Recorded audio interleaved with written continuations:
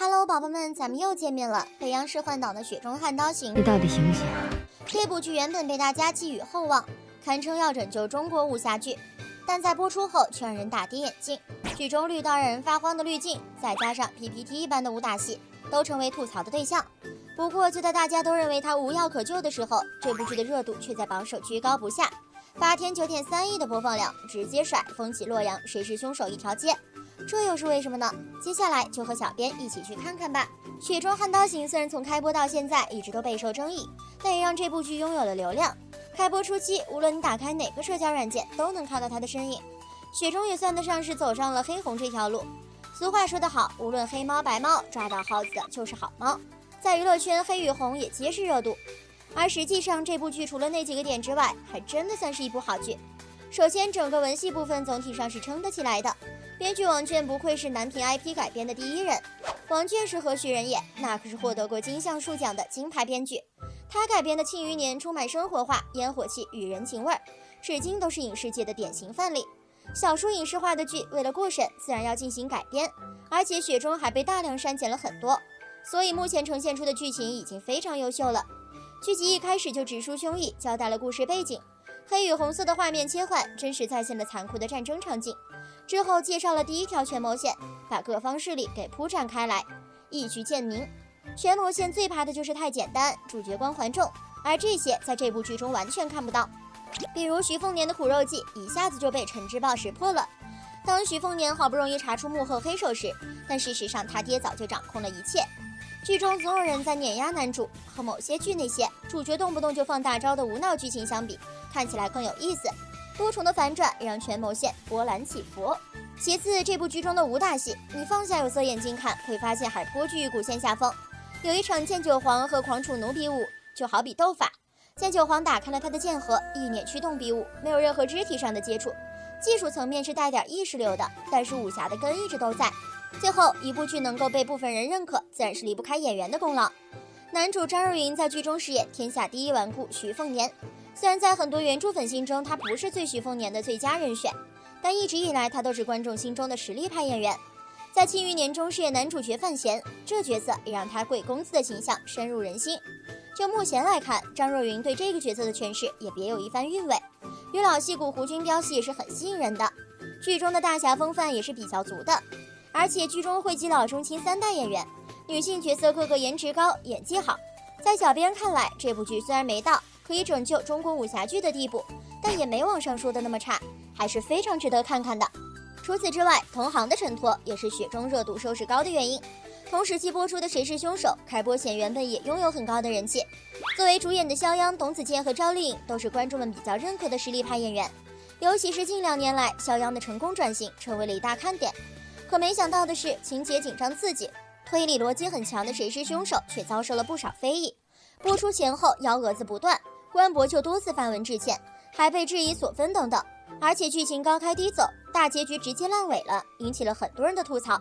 对于观众而言，让谁成为凶手显然不是那么重要，大家最需要剧情去解答的是这个凶手为何要制造这么多无辜事件，而这些犯罪行为发生之后，他又是如何可以隐藏几十年之久的，乃至于在剧情内容当中，这个犯罪凶手如何能够次次潜入到沈宇家中，并且神不知鬼不觉，在一个监控密布的当下，这个犯罪真凶，这些内容都是如何做到的。如果剧情拒绝回答这些问题，只拿精神病人有时候也是高手来搪塞观众，那我们似乎也没有必要对这类电视剧客气了。看谁是凶手大结局的时候，小编已经出离愤怒了。比如真凶因为给饭店里面帮忙1天，所以就可以做一桌子菜给沈宇吃，编剧是多胡编乱造才能这么写呢？首先，饭店里边一桌子菜的价钱可是普通帮工1天赚不出来的。其次，正规的饭店后厨有严格的健康规章制度，非自家员工不得入内，即使自己员工没有健康证也不能入内。因此，这部剧连基础性的真实都没有，很多严重的剧情硬伤反复证明一个真相：谁是凶手过分胡编乱造，架不住推敲了，更直接导致后期脱水，极均播放量3000万左右。另一部《风起洛阳》也是如此。作为另一部12月的黑马，《风起洛阳》不仅有大制作的视觉感受，更是有流量和演技的双重发马，可以说是很不错的一部剧。黄轩的爆发力很强，在剧中的表现被无数人夸赞，而宋茜这一次也有了新的突破，进步看得见。虽然整体制作把大唐盛世呈现了出来，甚至整个场面都有电影级别的质感，但风起洛阳剧已经是道歉了2次了。第一次是百里弘毅与柳七娘成婚时送的面扇被指抄袭，第二次是里面的武打动作被指抄袭。虽然网友一致表示这种面扇在某宝一抓一大把，武打动作一般也都是那么几个，但对风起洛阳或多或少还是有些影响的。这部剧最大的吐槽点还是在王一博，剧中王一博的演技被观众们称为面瘫式演技，无论什么样的情况都是同一种表情。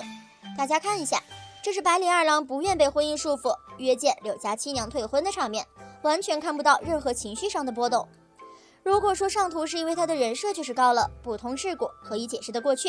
但当他在大婚当天看到自己的父亲被刺杀，然后因为中毒死亡，还是这种就不对了吧。恕小编直言，这2张图的区别好像就是张嘴和不张嘴的区别吧。好吧，第2张还带点惊讶，以及父亲去世后的表情都是较少的。让小编感到不自然的是，无论他的人设是不是贪婪小能手，在自己父亲的葬礼上，起码悲痛要体现的多一些吧。但导演就可能是为了体现他们的节奏快，就是要让百里弘毅赶快探案。即使父亲去世不久，这多少让小编感觉太过于冷静了。与其让他在这时候开启探案模式，倒不如让他在这时候多来一些其他的体现悲痛的方式。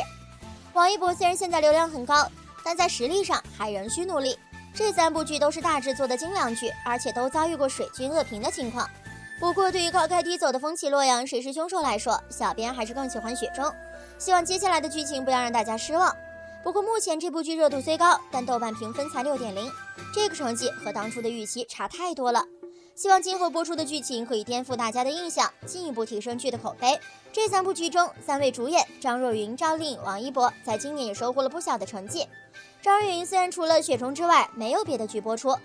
但是并没有带着新作品和观众见面，但是却有好几部影视剧在紧张拍摄当中。大家最期待的是《庆余年2》这部作品，自从确定会有《庆余年2》之后，大家就一直关注着最新的进展。虽然会有极个别演员退出录制，但丝毫不会影响这部剧所制造的热度。张若昀依旧出演剧中的男主角范闲。第2部《王者归来》的故事何时开始？目前《庆余年2》并没有过多的消息，但从公布的主演来看，很快就会开拍。最让观众期待的是剧中男2号严冰云的饰演者。目前网上呼声比较高的是肖战继续出演，但还未定性，尚不可知。冲着张若昀和郭麒麟，这部《庆余年2》就值得等待。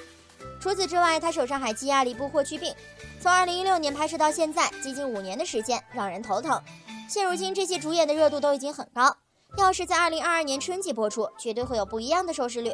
而这部古装历史剧从制造到剧本都是非常贴近真实历史的存在。霍去病该作品吸引力十足，先预定爆款1个。由此来看，说不定明年将会是张若昀霸屏的一年。复出之后的赵丽颖虽然状态大不如前，但她一直都在尝试转型。一直以来，赵丽颖因为拍摄偶像剧太多的缘故，所以早就已经给观众留下了固有印象。想要改变这种看法其实挺不容易的，但是在最近播出的几部作品中，可以说她让我们看到了不一样的赵丽颖。在《理想照耀中国》中，赵丽颖拿着锄头挖地的画面，放大看上去指甲缝里塞满了泥土，这个细节瞬间让赵丽颖有了很接地气的感觉。由此可见，她拍摄作品的时候确实相当用心。而在《谁是凶手》中，她饰演的沈宇一出场就不简单，表面看起来毫无攻击性，但又处处流露出强大的心理素质，亦正亦邪，扑朔迷离。第一次作为悬疑剧的主演，赵丽颖无疑是合格的。她用几不可见的微表情和丰富多变的眼神杀，火速让观众神经绷住，进入一种紧张且诡异莫辨的情绪里。有了这2部剧坐镇，她的转型之路，小编认为是成功的。今年正好是王一博出道第7年，出道7年的时间里，王一博解锁了很多身份，而且在各个领域，王一博都努力做到最好。他是一个行动派，所以会用自己的实际行动证明自己的能力，也让所有人都心服口服。虽然在《风起洛阳》中的表现差强人意，但他的努力是有目共睹的。今年王一博还出演了《理想照耀中国》，这部剧也是今年热门的正剧之一。剧中王一博有幸饰演了革命先烈蒋先云，走进了蒋先云的年代，感受了他对于革命的信仰和忠诚。他愿意主动克服所有的困难，只希望最后能够呈现出更好的效果。最后王一博这个单元取得了最好的收视效果，毕竟王一博不是科班出身，他这种努力上进的精神值得大家学习。他也并没有像其他小鲜肉一样大量接那些无脑小甜剧，每一个角色对他来说都是突破。这样的王一博是值得被更多的人看到。话说回来，雪中悍刀行、风起洛阳，谁是凶手？大家更喜欢哪部剧呢？好了，本期内容就分享到这里，欢迎宝宝们来评论区一起留言讨论。喜欢本期内容的可以点击关注，咱们下期再见哦。